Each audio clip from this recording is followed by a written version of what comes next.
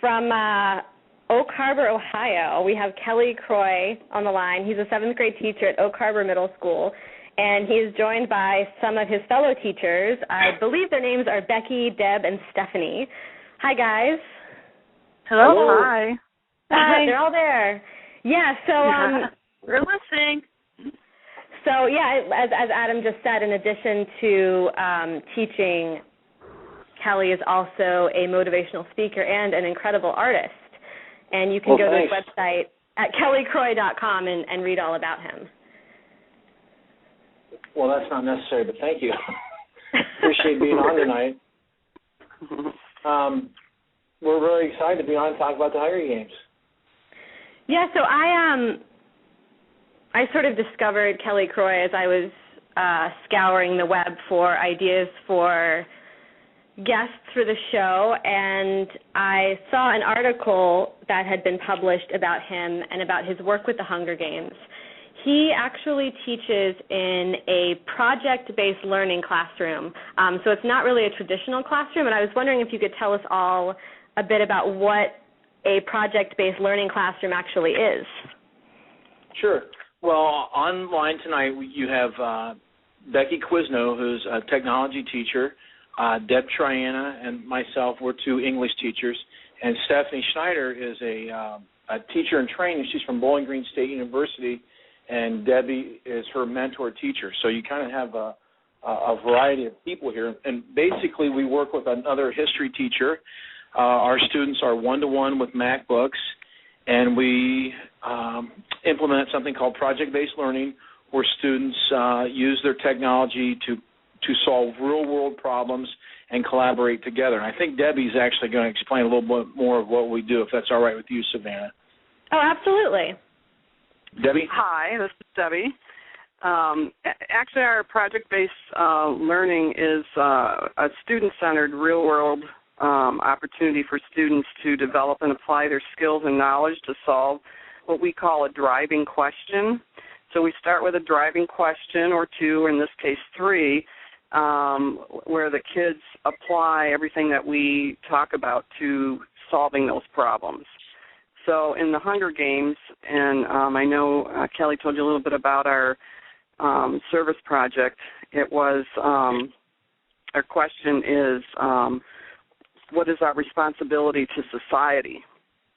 And how do we solve that problem, and how do we stand up for that question? How do we show everybody that we really do care? So everything that we've done kind of leans towards answering those questions and motivating the kids to come up with their version of what that means. So that's kind of what we're doing. We kind of have integrated the reading, language arts, and history, and, of course, embedded a ton of technology to keep kids motivated in what we're doing. Well, it sounds like you're doing a fantastic job, and when I saw that story, I'm no expert on education, but my immediate feeling was just that this is heartwarming to see people going beyond the call and really instilling in our youth some of the great values that Suzanne Collins makes a focal point of her story. So I guess as an American and as someone who wants to believe in the future, I thank all of you for the incredible beyond the call work that you're doing. And I'm sure everyone here would join me in saying that. One person I want to introduce you to from our panel is, if Megan is still there. Now, Megan, you actually live pretty close. You live pretty close to where this school is. Yes. Right. So one of our regular panelists is in Ohio. Yeah, if you want to go ahead, Megan. We've heard of Toledo.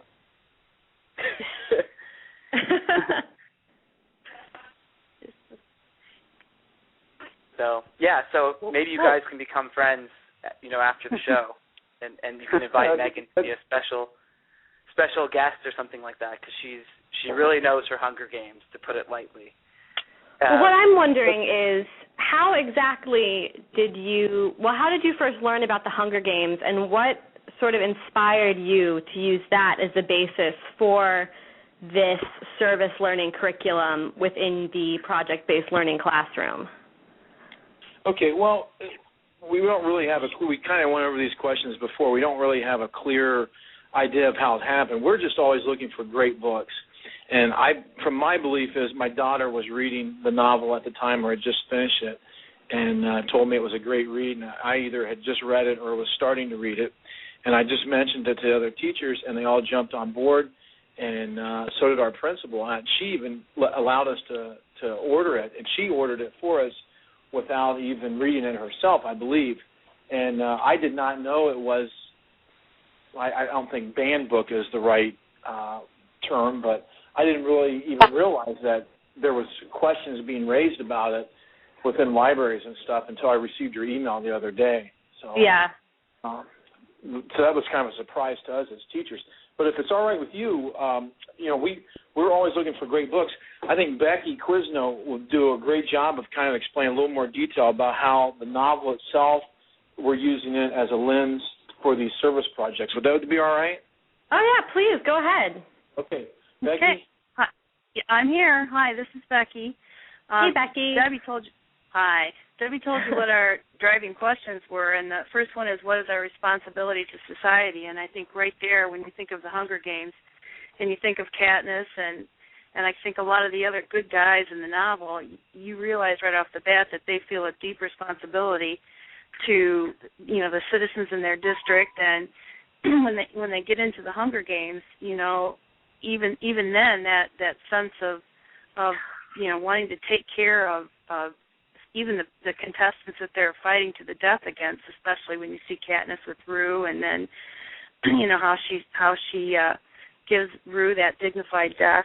You feel that they feel a sense of responsibility to their society, and they've made a choice to stand up for something, and it's kind of life and death, in their situation, obviously, and how do we know when to take action? We felt all those three questions just led us right down that path of, hey, this is going to be a great opportunity to do some service learning with our kids, and that's kind of how we got started on, down that path. And of course, we wanted to use as much technology as we could, so we sort of started out with a few service learning websites, and the kids got some ideas from there, and before you know it, we had 34 different ideas with 34 different issues and or charities, some major national charities that we're all familiar with, and right down to some local things that our kids sense the need for in our building. So it's been pretty uplifting to watch our kids really, really want to take action and get into this, and